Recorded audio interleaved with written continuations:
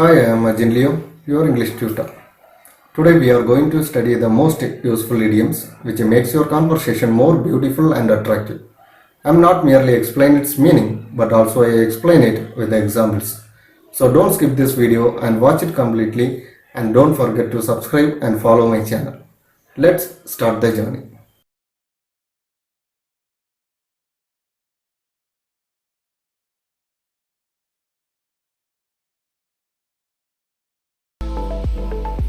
Actions speak louder than words.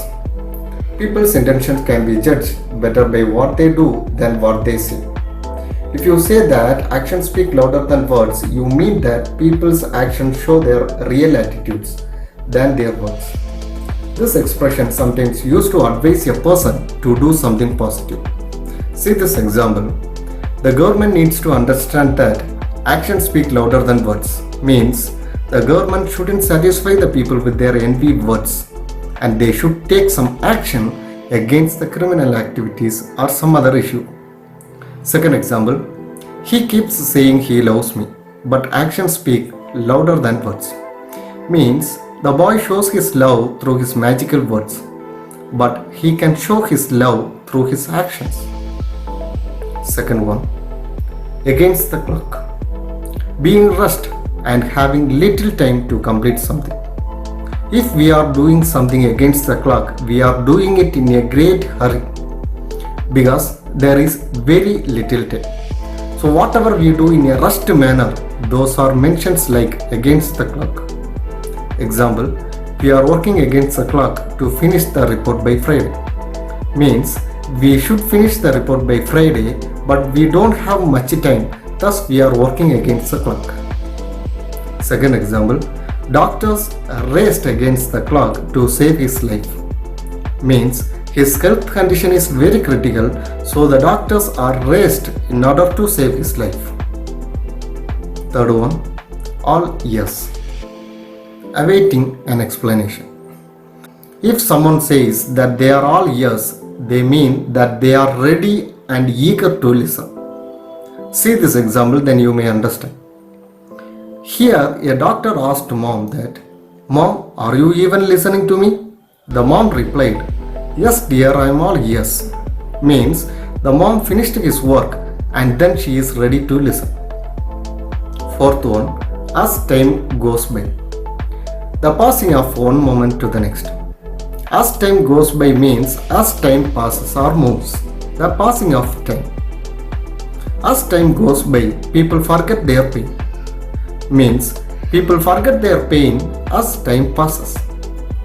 Now you may have doubt over as time goes by and as time goes on. Actually both have little difference. As time goes by refers to something that took time but is no longer present.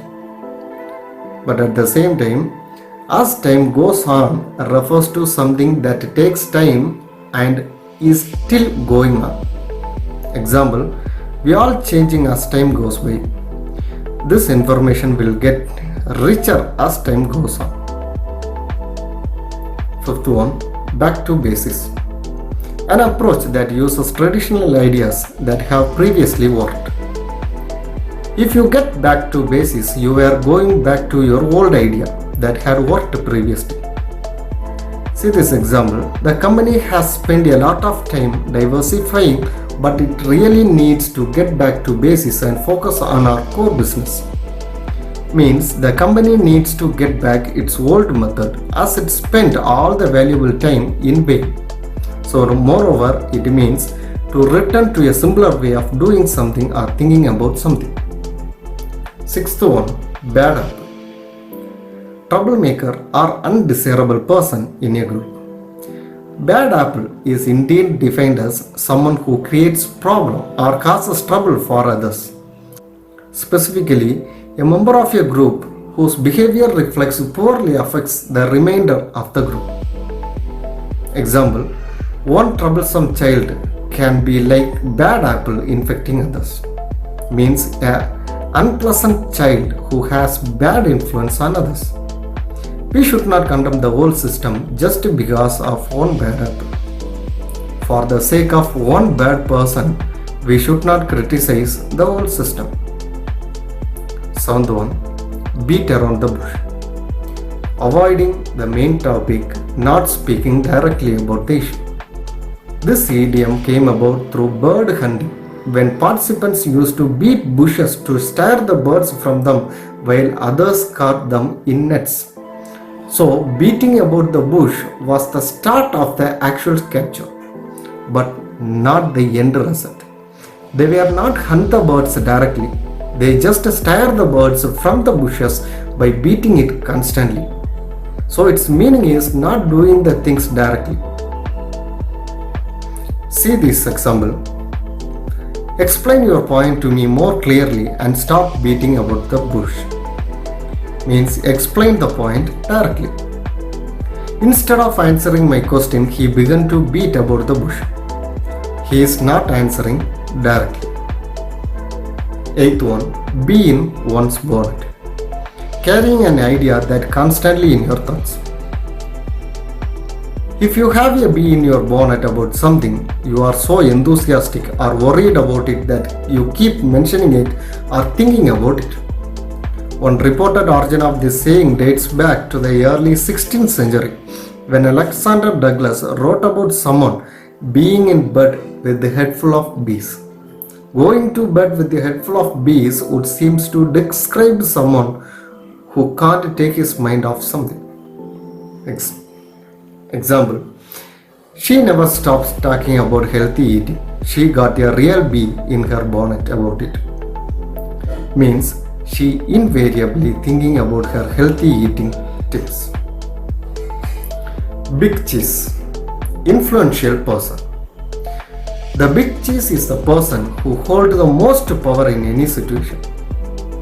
If you overhear someone at work describe you as the big cheese, it means that he thinks of you as the most important person. Example, my sister was the big cheese in the family and people had to follow her whims no matter how silly they sounded. Means, in the family, all are giving more importance to his sister as she is more influential than any other. So she is the big cheese. 10th one, bolt from the blue. Unexpected bad news. If a piece of news comes like a bolt from the blue, it is completely unexpected and very surprising. Example, the resignation of the chairman came like a bolt from the blue. It's unexpected to all employees. 11th one, born with a silver spoon in one's mouth. Born into a rich and affluent family. The English language expression silver spoon is synonymous with the wealth, especially inherited wealth. Someone born into a wealthy family is said to have been born with a silver spoon in their mouth. Example, she may have a lot of money, but she earned every penny herself. She wasn't born with a silver spoon in her mouth. Means she is not a born rich person. Only of her hard work she earned more money.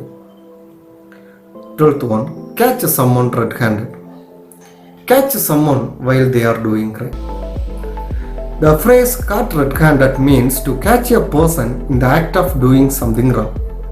From red plus handed likening to a murderer with their hands red with the victim's blood. So it can be easily catch the murderer with his blood-stained hands.